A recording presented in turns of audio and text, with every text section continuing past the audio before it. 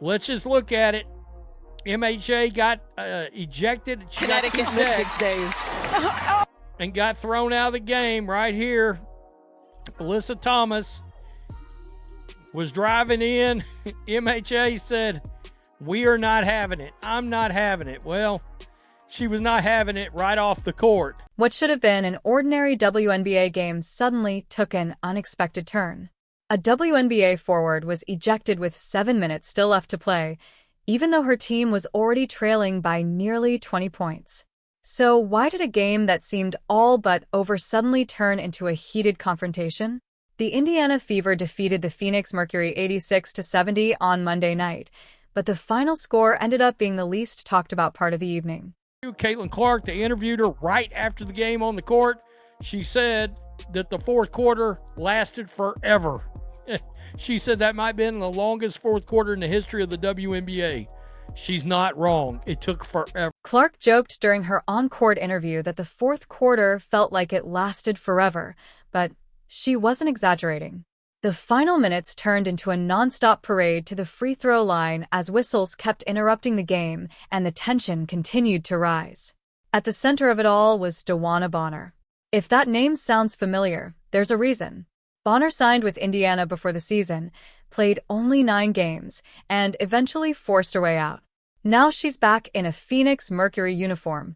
She's also in a relationship with Mercury star Alyssa Thomas, and she already has history with Caitlin Clark dating back to their physical 2024 playoff series.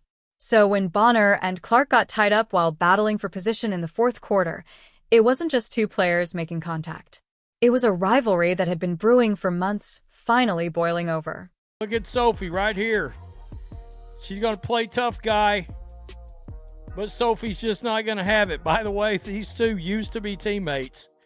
There's DeWanna Bonner showing her ass as normal, and Sophie.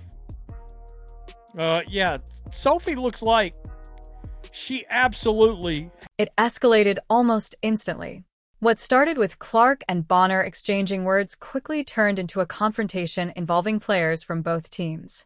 Sophie Cunningham, known as Indiana's enforcer, immediately stepped in and pointed directly at Bonner. Alyssa Thomas rushed over to support her teammate, and within moments, Myisha Hines-Allen joined the confrontation.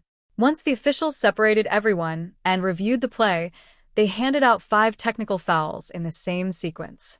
Clark, Cunningham, Bonner, Thomas, and Hines-Allen were all assessed technicals. For Clark, it was her 5th of the season, bringing a $1,000 fine and a warning from the league. Cunningham received her 3rd technical, resulting in a $500 fine. But the drama wasn't over. Just seconds after the first technical, Hines-Allen shoved Bonner and was hit with a 2nd technical foul. That automatic ejection sent her to the locker room, despite Indiana holding a comfortable 19-point lead. First quarter from hell. First quarter was embarrassing. Got to be able to space the floor, make open shots, and get downhill. I thought we did a lot better job getting our feet in the paint. That's what allowed us to get better looks, and then we also got to the free throw line, which helped as well. Embarrassing. Embarrassing, she called it. It was pretty... Clark didn't hold back after the game. She called it embarrassing, and honestly, she had every reason to. Indiana's first quarter was one of the worst the team has played all season. The Fever managed just 6 points, shot only 2 for 18 from the field, and ended the opening period trailing by 13. Even Bleacher Report described it as one of the ugliest quarters of the entire WNBA season, which says a lot for a franchise like Indiana. One statistic summed it up perfectly. Alyssa Thomas scored more points by herself in the first quarter than the entire Fever team combined. In fact, one of the biggest cheers from the crowd during those first 12 minutes came when Pacers star Tyrese Haliburton helped free a basketball that had become stuck behind the backboard. Then everything changed. Indiana exploded for 35 points in the second quarter, looking like a completely different team.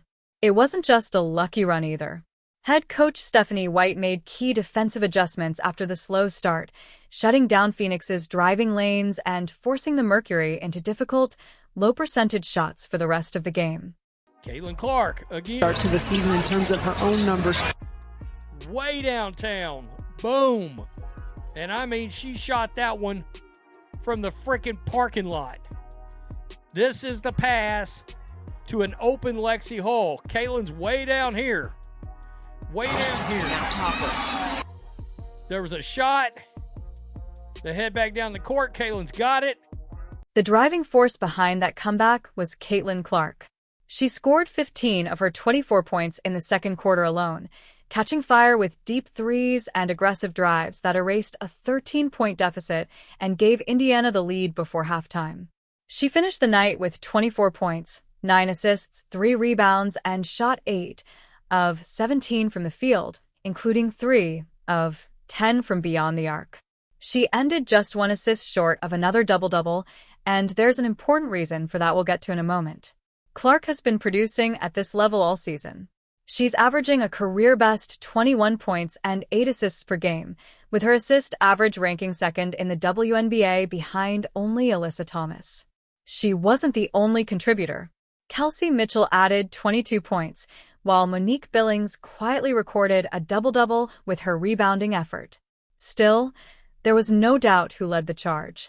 When the Fever desperately needed someone to spark the comeback, Clark was the one who stepped up. Third straight game dropping double digits in a quarter. 15 points tonight. The Fever in the first quarter, in Stephanie White's system, 6 points, 2 of 18. Fever in the second quarter under Cece's takeover, 35 points, 10 of 18. He also, and I don't think I've got that from Venom, but he also caught the fact that Caitlin Clark got pulled in the third quarter and Kelsey Mitchell got some buckets. And I was like, oh, okay. I see what they did. Now here's where the conversation took a different turn online. Some fans claimed Clark was intentionally benched while Kelsey Mitchell stayed on the floor, suggesting something suspicious was happening with the coaching staff. But if you actually look at the game, the situation is much simpler. Clark played 29 minutes and was taken out with about a minute and 15 seconds remaining when Indiana already had the game under control. That late substitution is why she finished just 1 assist short of a double-double. If fans want to be disappointed about anything, that's a fair point. However, resting your franchise player in the final minute of a comfortable victory, especially with another game against the same opponent just 2 days later, is not a conspiracy. It's basic load management. There's certainly a valid discussion about how Stephanie White manages Clark's minutes and role throughout the season. But claiming the team is sabotaging her is very different from saying they're trying to protect her over a long schedule, and only one of those arguments fits the facts. This was not we talked about earlier in the day, the attendance. Right here, the attendance, 15,198. So they were basically 2,600 empty seats. And you could see it all over the place. There were empty seats. Let's talk about the crowd for a moment. The announced attendance was 15,198, and the broadcast showed a number of empty seats around Gainbridge Fieldhouse. But context is important.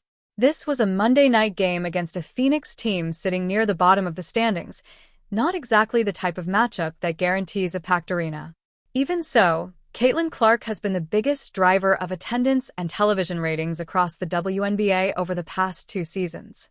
One game with a few empty seats against a struggling opponent doesn't change that reality. Still, it's something worth watching. The Fever and the league have built a strong reputation for selling out arenas wherever Clark plays, so even a slight dip in attendance gets noticed. Now the focus shifts to the second game of this home-and-home series. The same 2 teams will meet again on Wednesday night, but this time they'll bring fresh tension after an ejection, 5 technical fouls, and a heated ending that has already created plenty of bad blood. I wonder if MHA and Sophie hadn't have been playing on the court in this game at the time, would this have turned into something? The Mercury got sort of a reputation. Alyssa Thomas got a reputation. DeWanna Bonner got a reputation. Those Fever fans let her ass have it. People have not forgotten DeWanna Bonner. Let's put the entire night into perspective because this game was about much more than the final score. The biggest storyline now is the rematch. These two teams meet again at Gainbridge on Wednesday, and they certainly won't be entering that game on friendly terms. The first matchup ended with an ejection, 5 technical fouls, and fresh tension added to the already heated history between Caitlin Clark and DeWanna Bonner, which dates back to the physical 2024 playoff series.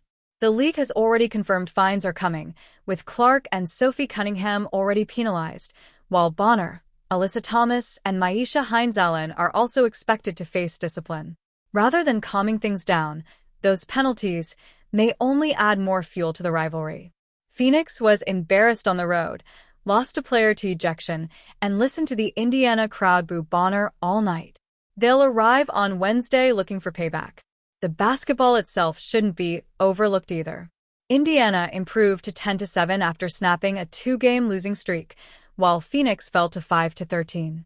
Alyssa Thomas finished with 19 points and 9 assists, and Kalia Copper added 20, but once Stephanie White adjusted the defense after the first quarter, the Mercury simply had no answer.